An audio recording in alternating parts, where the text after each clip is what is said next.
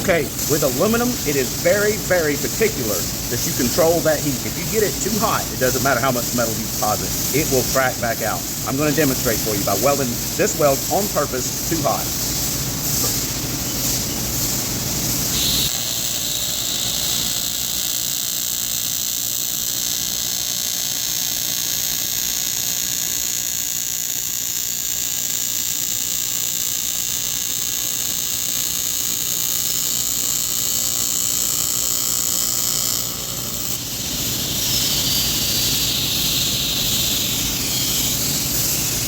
And the thing is, I even have a weld on the inside.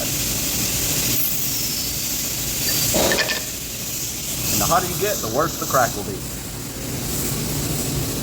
Okay, the weld looks great, but if you look right here, let me zoom in. What's that on the end right there? What is that? That was because it was too hot. You got to control that heat to keep that from happening. And like I said, I even have a weld on the back side of this.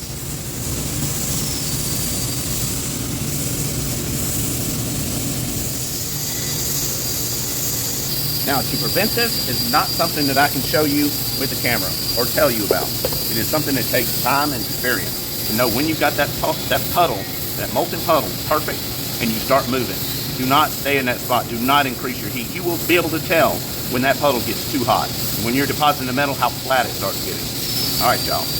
Okay, now I flip the piece over and see what it did to the weld on the back side. So now I need to grind this out and then re-weld it. I could just, in theory, just run a bead right over the top of that, but I'm still risking the chance of there being a fracture somewhere inside this weld. So you're probably asking yourself, what causes that? Well, that's pretty obvious. It's heat expansion. Whenever you add something and you have two different cool down times, especially with aluminum, it is going to pull away from itself with heat expansion, the expansion of the metal and contraction of the metal.